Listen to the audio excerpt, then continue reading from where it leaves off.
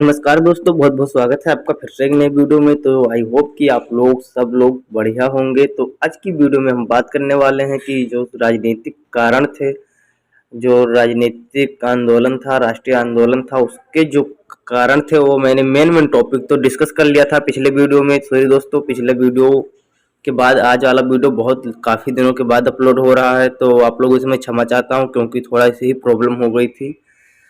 तो इसीलिए एग्ज़ाम भी आने वाला है मेरा, तो इसीलिए उस चक्कर में थोड़ा कन्फ्यूजन हो गया था।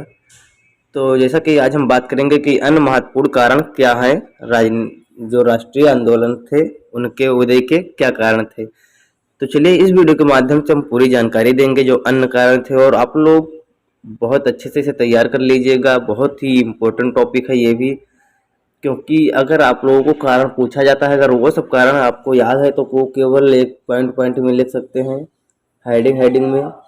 और इस लोग इन सबको आप बढ़ा चढ़ा कर लिख देंगे तो भी आप लोगों को अच्छे से नंबर आ जाएगा। तो सबसे पहले देख लेते हैं क्या है क्या नहीं है। उससे पहले आप लोगों से एक छोटी सी रिक्वेस्ट है कि आप लोग यदि नए हैं हमारे चैनल पर तो चैनल को सब्सक्राइब करके बेल नोटिफिकेशन को जरूर दबा लेना, और साथ में लाइक कर देना वीडियो को और अपने दोस्तों को भी शेयर कर देना।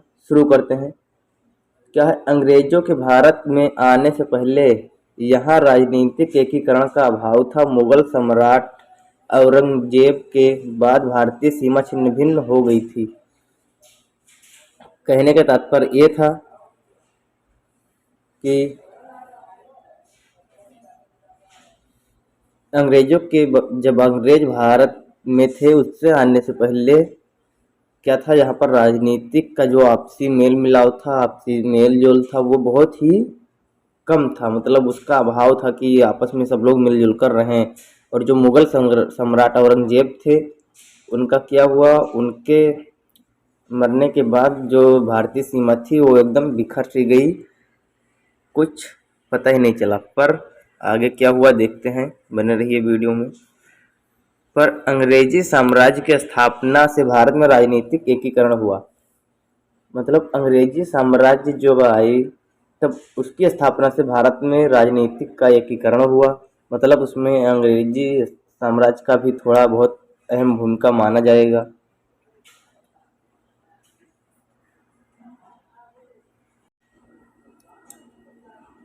दूसरा पॉइंट क्या है कि तीव्र परिवहन तथा संचार साधनों में रेल, डाक व तार आदि के विकास ने भी भारत में राष्ट्रवाद की जड़ को मजबूत किया।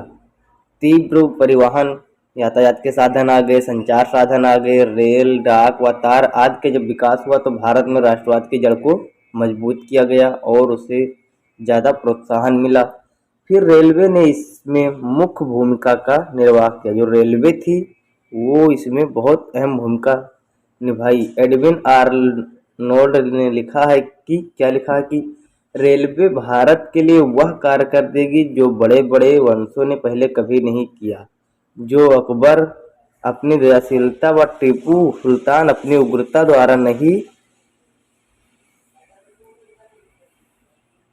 क्या है नहीं कर सका, वह भारत को एक राष्ट्र नहीं बना सके।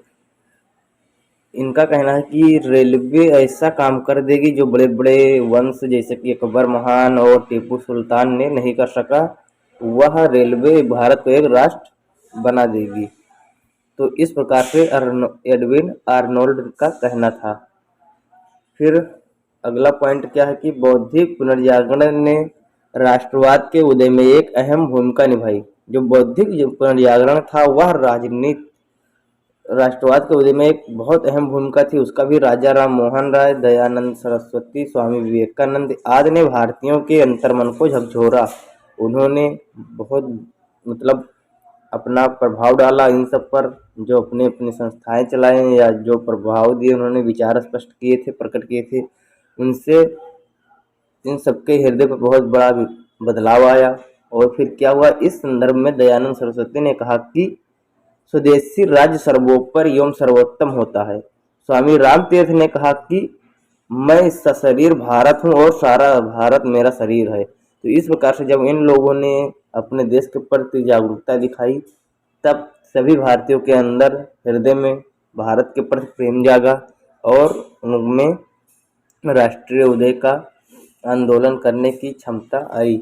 फिर क्या है, नेक्स्ट पॉइंट देख लेते हैं कि यूरोपीय विद्वान Sir William Jones, Monier Williams, Max Muller, William Roth, Samson, Macdonell आदि ने शोधों के द्वारा भारत की प्राचीन सांस्कृतिक धरोहर से सबका परिचय कराया और निश्चित रूप से इससे भारतीयों के मन से हीन भावना गायब हो गई।